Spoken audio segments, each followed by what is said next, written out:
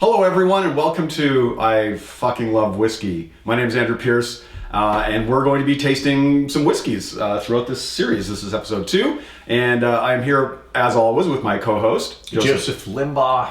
Oh, go ahead. I like it when you say my name better. Joseph Limbaugh. It's pretty exciting. You can catch him on the Instagrams and stuff down here. My information will be on that. It'll be down there. Postcardgames.com. You can go there. And every week we also have a special guest, and this week it is B. Dave. I feel like I might have been misinformed about what we were here to do. I didn't think that the title of the podcast was so on the nose, but yes. And, I don't want to mess around. I don't want people to get the wrong idea. I thought you meant it ironically. No, because people say, do you like whiskey? And I go, no. Right. I fucking love whiskey. That is, there it is. So now, I'm ready. My body is ready. There we go. And this episode is entitled Hi There, Highlands. So last week we went to Spey. This week we're going to Highlands. The Highlands, unlike the Spey region, which is kind of fruity and light, the Highlands tend to be more fruitcake and heather and smoke. And we've got 4 whiskeys that we're going to try from the region. There are 26 active Highland distilleries. There are about that, or maybe a little bit more now. Some very famous ones: Glenmorangie, Oban, Deanston, Old Pulteney are probably ones you've heard of. And we will have one Glenmorangie and one Oban in the lineup today. Ooh, Out of respect for my Oban. dear friend Josephine McAdam and her wonderful family, I will spare you my Scottish accent. At least, let me rephrase. I have every intention of sparing you my Scottish accent. No. The whiskey may have different plans for me. And You know what they say about show a gun, use a gun, It's Chekhov's accent at this point. Right. We've seen it on the mantelpiece.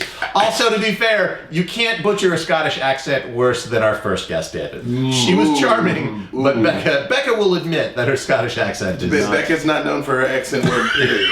Honestly, period. Yeah, so, It's not her strength, really. I guess it's not. It's not. She's good at a lot of things. That's not one of them. Should we show the Highlands on the map? Oh yes, why don't you demonstrate on the map here where the Highlands are? So my understanding is the Highlands are actually a rather large area. Last week we did Speyside, which is in this area here, but the Highlands is pretty much almost everywhere else north of Glasgow, all around here, up through here, except not including the islands. Is that correct, Andrew? I think yes, mostly. Mostly people call that as the Islands region, but I think they are technically part of the Highlands. I think the islands are part of the Highlands. I think I misspoke a little bit. Yeah, not Isla, but right. Orkney, I believe, is still considered part of the islands, even though it's probably got more in common with the Isla whiskeys. We don't have one of those today. We're staying unpeated today, again. Good. You don't like the peat? Not a peat person. Not a peat person. Both Andrew and I are big on the peat. I could run out back and just get you a handful of dirt and throw it in the. You're like it. It's fine. It tastes so earthy. I'm like, the earth tastes earthy. Like I don't. I mean, I love peat, but I love all whiskeys, so it's fine. Yeah. Yeah. I'm very happy with this stuff too. So here is our first one. It's an Oban. It's a Distillers edition, double matured. It doesn't say double matured in what cask. It's a proper lady. It's like it's doubly mature. Yeah. I'm doubly immature, so We'll balance it out. Balance it out. Yeah. Like a mathematical equation will null itself out. Mm-hmm. All right. You can look at that nice dark color there. That's a beautiful amber. Lovely. And these are measure pours, so these are half-ounce pours. Oh. So we can kind of control what we're going to have.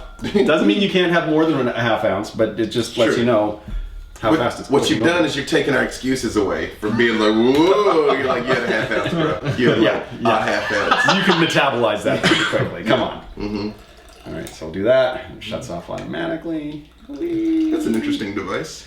Oh, it's a lifesaver. See, here's the problem. Like, that is a small amount in that glass, in a glass that will already look comedically small in my gigantic hands. Like, I very much am like, so, Mr. Bond, I expect you to die. And you're like,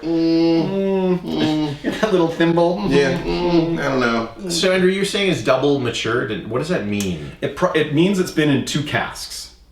Is my guess. So they're not very specific. So on it's not a single cask, but it is one batch. It's not a blend though. It's just the same batch that's been moved from one cask to another. Right, and given that this is probably a large run, It doesn't say single cask, so it's probably multiple casks that have been...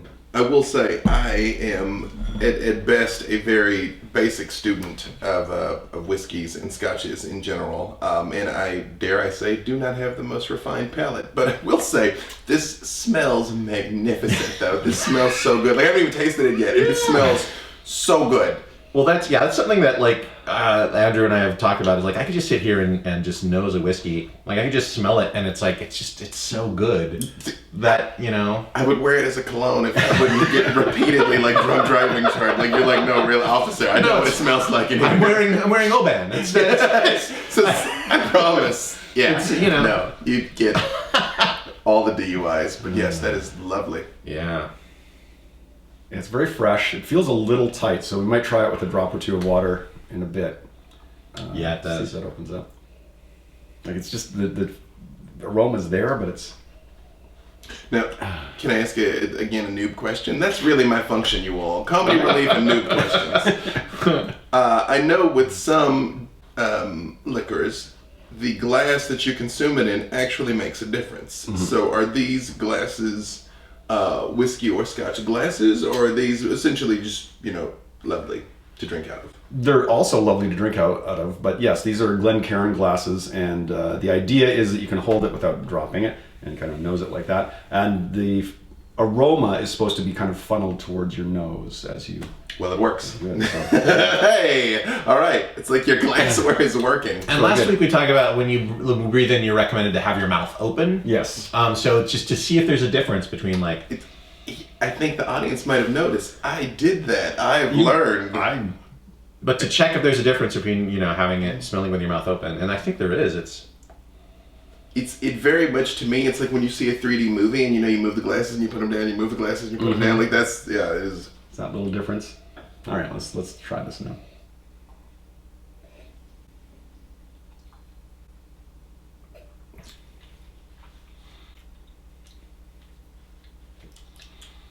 Oh, that's quite sharp, but in a good way. I like that a lot. Mm-hmm. It's a very subtle kind of sour finish to it. At the back, a little kind of tart, orangey. I'm getting a little bit of the smoke, though. I feel. Oh, yeah? Yeah. Yeah, it's in there. There's definitely a lot of citrus in this, though.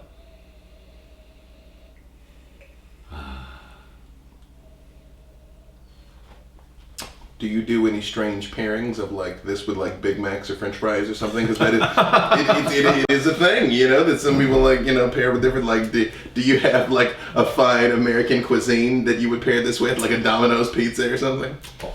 I like a cracker with not a super flavorful cracker, but just like a pretty, just, I don't know, to me, like it makes the cracker taste better, you know what I mean? And it's, I don't know. Oh. This is very nice. Oban, I like this a lot. Yeah. I do like this a lot.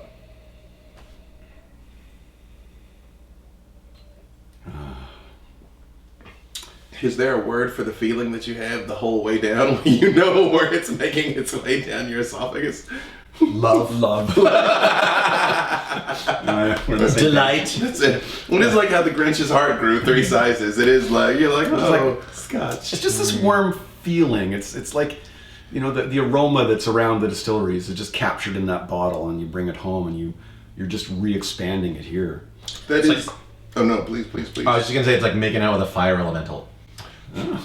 Speak, knowing who you live with, that's, that's a deep cut for some of our people from our community. No one's going to make that connection. Either you'll get it or you won't. That's all I have to say. No one's going to make that connection. I do want to try it with water. I'm going to do some science here. I'm going to add a drop of water. And you really only need like a small drop. Yeah. I will try it. I'm happy with it as is, but I will try it because science. Yep. And we've talked about this before. Sometimes the water doesn't really improve it. Like it makes it kind of worse. Like it doesn't. It may expose more of that one aroma that you didn't like that was in this tighter and this. So does that water droplet serve the same function that normally an ice cube would? I'm asking. I'm not telling. Yes, however, that's a controlled amount, whereas an ice cube, the longer you wait, the more diluted your drink's going to get. And if you're going to put an ice cube, here's my point of view. If you're buying an expensive whiskey, you're buying it for the flavor. So don't put an ice cube in it, just control your water. If you're getting a blended whiskey and you just want to sit on a porch and enjoy it, do that. Get a bourbon or get a blended scotch and put an ice cube in it, and you can enjoy that. But here, the reason I'm such a fan of it is how different the flavors of scotch are from bottle to bottle. So yes, the ice will do it. Time will also do it. You can leave it for a while and it might open up and reveal the same kind of things, but they say the water pushes the molecules apart a little bit and lets some of the aroma out. I feel like the water made it almost more tart to me. Oh yeah? That's interesting. I feel like it made it sweeter. Maybe I'm trying to describe the same thing, but it definitely changed. Although at the end, I feel like there's more of a bit of acid. Mm-hmm. I don't know if I like it better, or I think I might like it about the same. But it is different. It was different. Water. Nah, I liked it without the water, but it was different. Mm-hmm. Also, I can definitely already tell a little tingle in the back of my head from that 2 ounces of scotch. It is just relax now, take it easy, take a load off. What's that percentage here? This is 43%. Okay. Yeah. I'm gonna start telling bawdy limericks soon. I can't wait. There's more scotch ahead. So. It's true. We're not there yet. That's it. We need like a scale. It's filling up. We'll add a graphic maybe. Exactly. Yeah. There it is. It's true.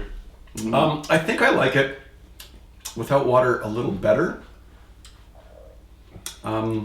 It's not bad either. Yeah, don't dislike it with water.